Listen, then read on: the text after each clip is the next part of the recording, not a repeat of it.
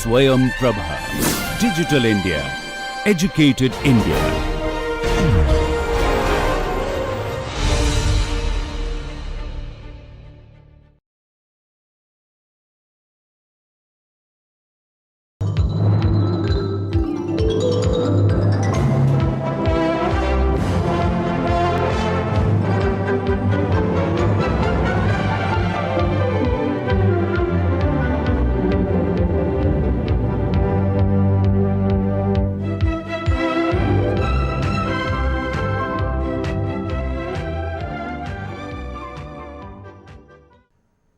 A look at causes of resistance of change always raises issues of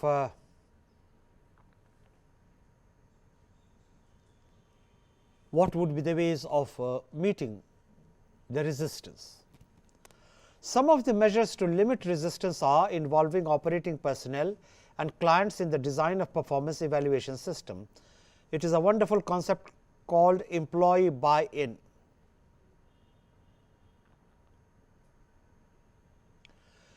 If you involve the people who are being evaluated in the process of evaluation, then a lot of anxieties are laid to rest. People are at least not worried about distortion of data.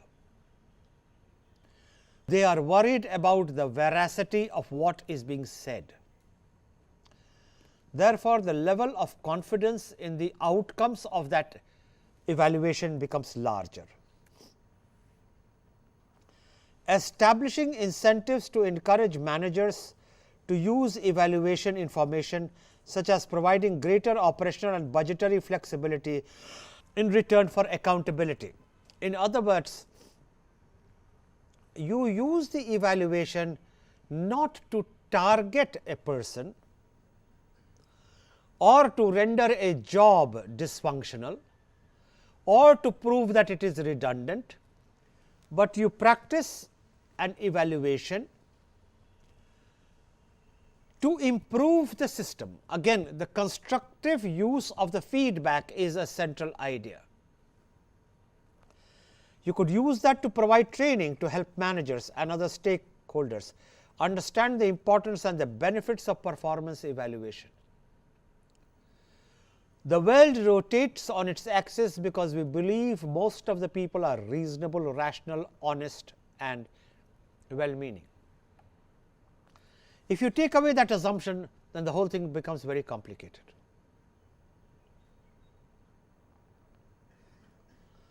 What we have got to understand is,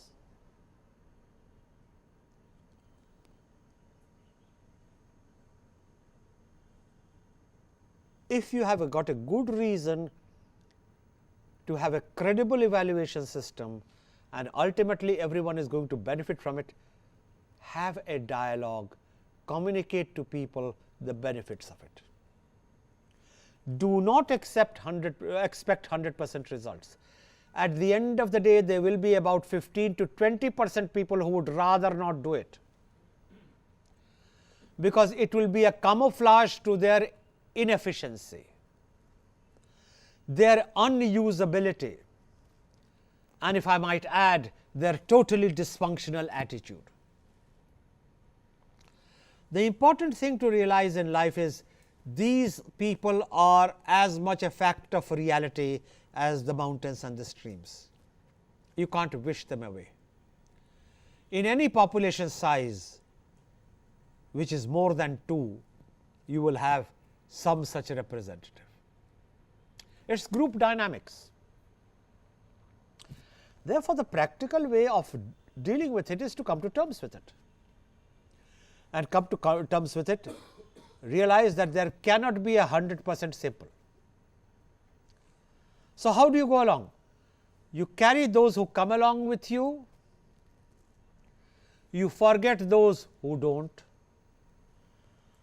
And if there is anybody who makes it his life mission to throw a spanner in him, hack him. Yes, that is a managerial option. To be used sparingly, but you can't have a situation where you say you won't use it at all.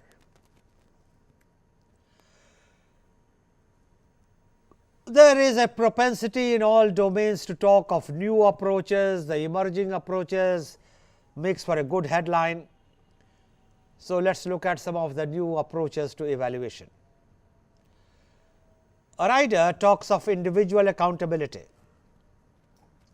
System should be such that management by objectives and individual performance deployment go hand in hand, which means that there is now talk of designing a system where evaluation is an inherent part of the method. Learn to build on strengths. Everyone has a problem. You have to use people for what they are worth, and no one is good for everything. My caveat to that is, make sure there is a bottom line of universality. Under the bottom line, what would I put? Reliability first, credibility second. In case of doubt, go back to the first. If you have a reliable and a credible person, you can make use of him anywhere. And you may have Aristotle himself. If he is neither, it is better, and hear me very carefully, not to deal with such person. He will not only not do the work, will be a disruptive influence in the situation. In fact, I would go to the extent of saying close down the system if need be. If you do not have even a small minuscule minority of reliable and credible people, you can't run the system. My experiments in the corporate world and running of corporate enterprises has shown that all these three types of scenarios are possible, where 15 to 20% don't come along, but you can convince the others. 2, you have a situation where you have a small core group of credible and dedicated people, reliable people, and you can work around them. They may not be the most capable, but you can still work around them. And believe me, you can also have situations where there is just no one credible, when there is no one who is reliable for whatever reason, close it down. It is a hard option. It has been exercised. What did the Tatas do when it came to the nano plant in West Bengal? The glib assumption was that if there was investment of over so many thousand crores, who will pull out? And Tatas, being Tatas, turned around and said, watch us. You can't go on functioning in that kind of environment where you solve one problem, 3 are raised, you solve 3 problems, 5 are raised, you solve those 5 problems, 2 are back again. One of my favorite quotes is, if you are not willing to stake all that you have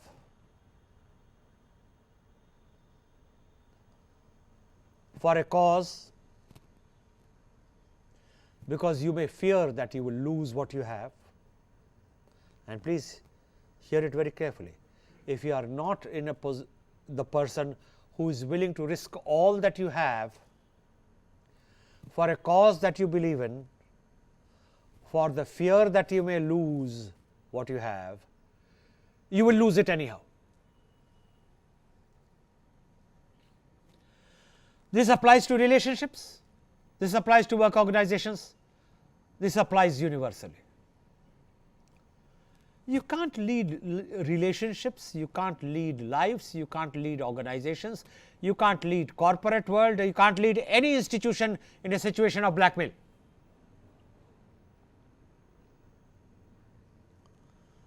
And above all, you can't run an institution alone. Therefore, to run any institution credibly, you do need a small group of reliable, credible people, because neither of these two have any substitute. Organization should be equipped to deal with the onion effect. Everyone knows what that is. Supportive managerial support should be given priority over yearly evaluations. Flexible systems. Systems should support wide spectrum of skills, abilities and potentials. Slavish adherence to evaluation procedures place obstacles in unleashing human talent. Quantity feedback helps to identify the performers and the non-performers in an organization objectively.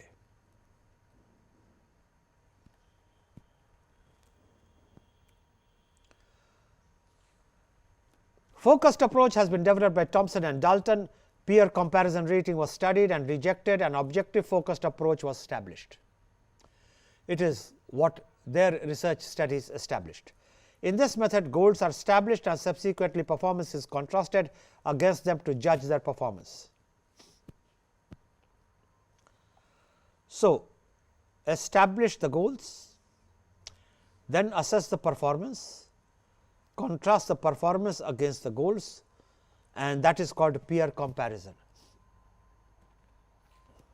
And that is a step ahead of what I was telling you as peer as anything else. Some of the appraisal methods used in this case are rating scale method, critical incident systems, management by objectives, essay appraisal, behavior scale or ranking system. We do not have the time, nor are we going to get into narrating all this, because organizational evaluation, performance appraisal is a domain as large as to form a subject matter by its own right. This has been a discourse on organization management spread over 15 topics. Each of those 15 topics have been suitably dealt with in span of 1 hour, 2 hours, 3 hours, depending upon the nature of the content. The objective has been to give you an understanding of how organizations function, what makes them effective, what are the interventions which can be practiced to improve their functioning.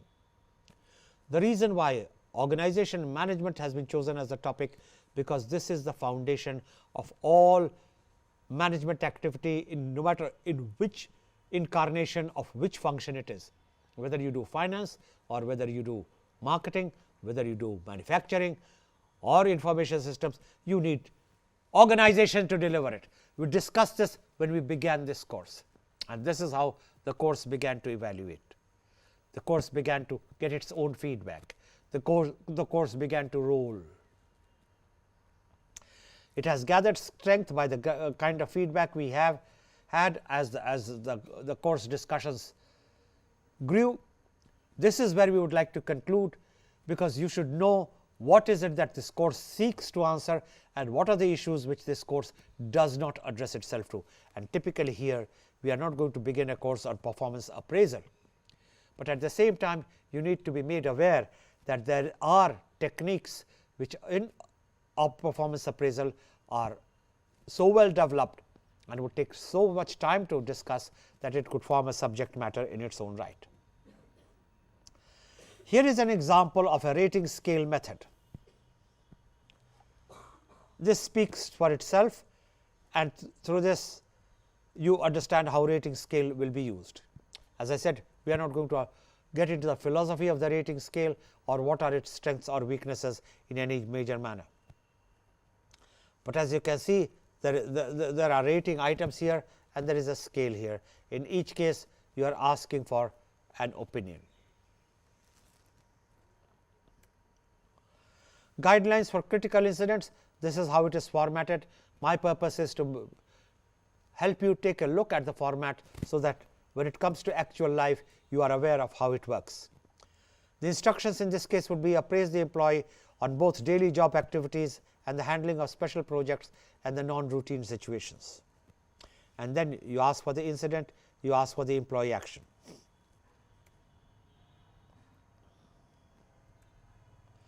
Then there is the 360 degrees appraisal. Shift from conventional appraisals undertaken typically by immediate managers towards the concept of 360 degrees appraisal. The concept builds on multi-appraisal and refers to a situation where an appraisal data is collected all around an employee, from his managers, subordinates, peers and customers, internal and external ones, in which everyone who is a stakeholder in that performance offers an opinion.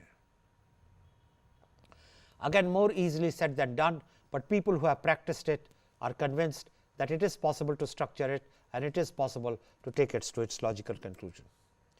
The elements which is attracting the most attention is upward or reverse appraisal, largely because of its impact on manager, staff and on organizational culture. Maybe so. It is my case that reverse appraisal attracts attention because of its novelty amongst other reasons. Oh, just look at the great thought of the driver appraising his boss.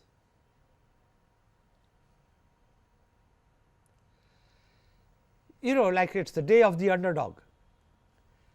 It's always possible to overdo something in its newfound enthusiasm.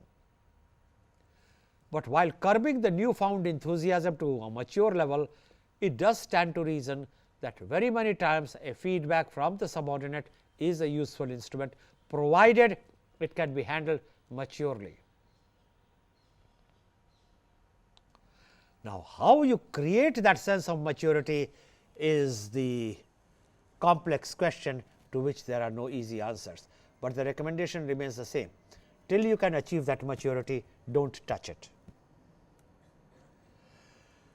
In 360 degrees appraisal, in upward appraising, managers and employees are reversing their roles. Traditionally, the employees' roles have been to supply whatever it takes to meet the demands of the manager who was viewed as a customer. Now, manager is a supplier of directions, resources, the coaching advice to internal customers, the employees. Not my views, they are duly annotated here. These are the sources and references which you may find useful there, like in any other course. To conclude then,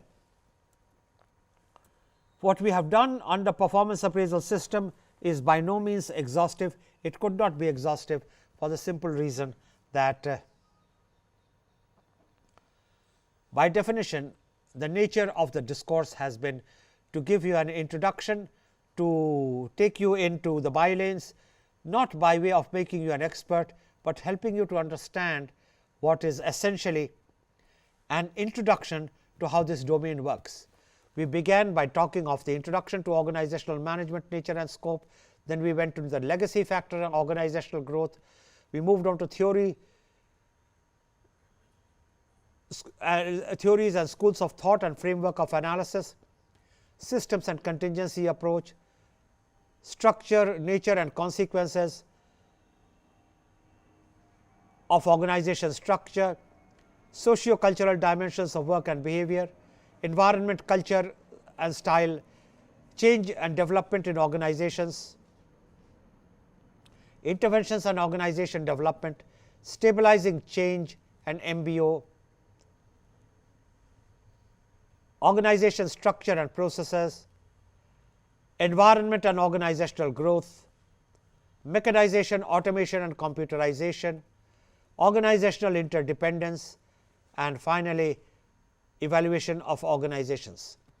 In walking you through all this, the attempt has been to make sure that you as a practicing professional, irrespective of what profession you come from, are able to look at an organization. If you are required, you enter an organization, you are able to understand how it works to the extent that it affects you. You are able to appreciate what you do gets to be used in what manner. You also get to see what you use is a result of some other people's effort. You see a part of the larger teamwork, and at the end of the day, you look at the critical elements which will help you to be more effective, which will help you to be more finely tuned in, which will help you above all to have power to improve your workstation. Because you may or may not get promoted, you may or may not have advanced skills which will be needed day after tomorrow. But one thing you can always do is, in the decision spaces available to you, use your discretion positively, constructively, for a purpose which takes the functioning of the organization forward. Remember, this is a course beamed at people who are either taking care of managerial responsibilities or aspiring to take care of the managerial responsibilities. Therefore, in each case there is a space in which he will or she will exercise his discretion.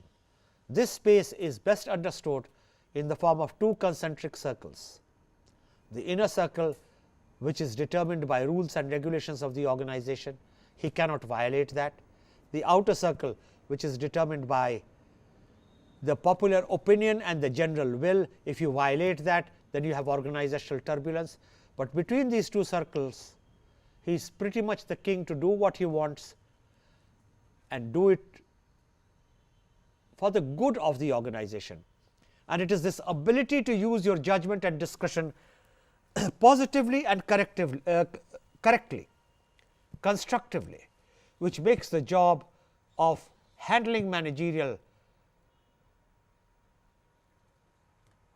situations, exercising managerial capabilities, such a fruitful and satisfying one, which is perhaps one of the essence of any professional's life. I hope you enjoy practicing and taking forward what this course has attempted to share with you. Thank you very much. God bless.